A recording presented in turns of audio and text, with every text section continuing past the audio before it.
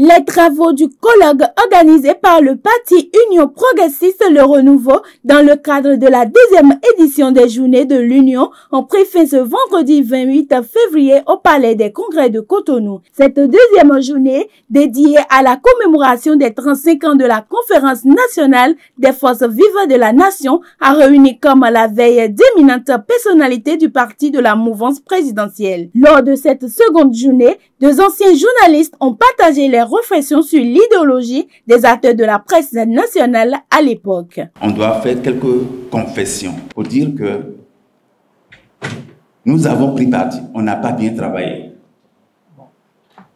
Mais c'était pour la bonne cause. On n'a pas bien travaillé. Nous n'avons pas travaillé dans le respect de la déontologie et de l'éthique professionnelle. Nous avons pris parti.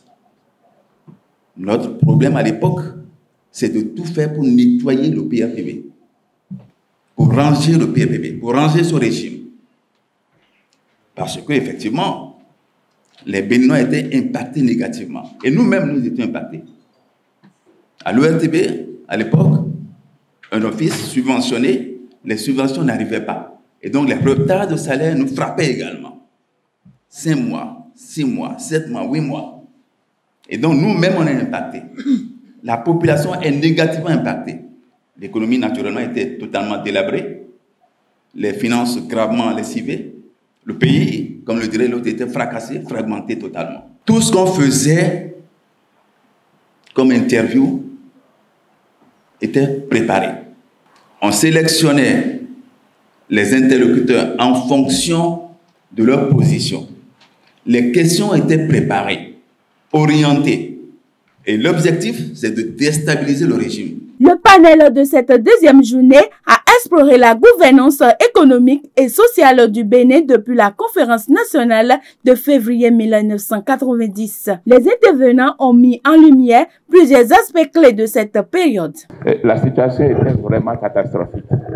Et c'est ça qui a amené la conférence nationale. Mais avant ça, il y a le gouvernement, comme c'était un gouvernement socialiste, il refusait la coopération avec le Fonds monétaire international, etc. Or, en ce temps-là, le programme d'ajustement structurel, ça tapait à la porte de certains pays.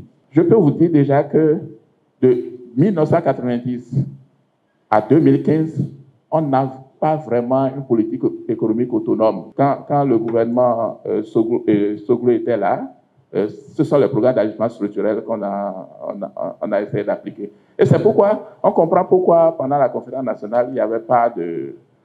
on ne s'était pas appesanti sur l'économie en tant que telle. Comme on a fait la démocratie, tout le monde voulait nous aider, on a eu le programme d'ajustement structurel et les choses allaient normalement. Et la croissance a repris. Et sous le président Kérékou II, si vous voulez, là aussi, on n'a pas vraiment une autonomie de politique économique, puisque ce qu'on avait en ce temps-là, c'était les DSRP, documents de stratégie de réduction de la pauvreté. Dans les années 80, nous avons créé un certain nombre d'entreprises, mais qui sont tous tombées parce que, faute de qualité, de compétences pour les gérer. Et aujourd'hui, bon, n'en déplaise à certains, lorsque nous avons une entreprise aujourd'hui au Bénin où il y a une agence, une direction, le président Talon n'hésite pas à aller chercher les personnes qui savent diriger. Parce que ce dont on a besoin, c'est de qualité, c'est de compétences, plus que d'être applaudi. Après avoir analysé les réalités économiques du Bénin de 1990 à 2025, le professeur Albert Hounonkou a identifié les défis que le système politique actuel doit relever. Ce que j'ai constaté, que ce soit sous Kérékou, sous Yahi, ce sont les mêmes, en tout cas les mêmes cadres, ce sont les mêmes Béninois. Ce sont les mêmes Béninois. Et sous le président Talon aussi, ce sont les mêmes Béninois. Ça veut dire que si on développe une structure de gouvernance, on peut avoir de bons résultats. Moi, je n'ai jamais été d'accord quand on dit qu'il faut changer la mentalité du Béninois. Non. Ce sont les institutions, comment vous organisez les choses. C'est ça qui fait que le peuple travaille. Et je crois que tout à l'heure, j'ai dit, mais quelles sont les leçons apprises?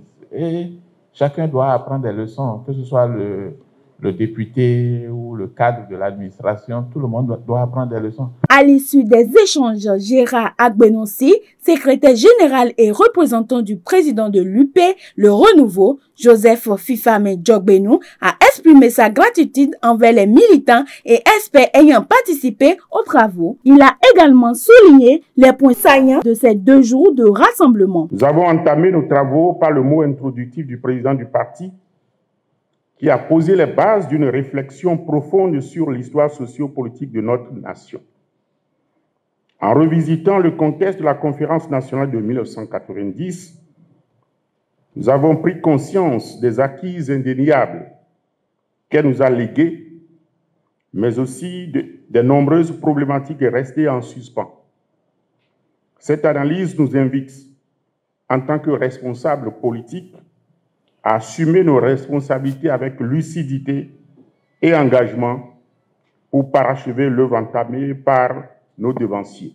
Nos différents panels ont permis d'examiner 3 dimensions essentielles à la consolidation de notre démocratie et du développement de notre pays. Ce colloque placé sous le thème « Les systèmes démocratiques en Afrique » car du Bénin, 35 ans après la conférence nationale, a été marqué par des échanges, des témoignages et des partages riches et instructifs.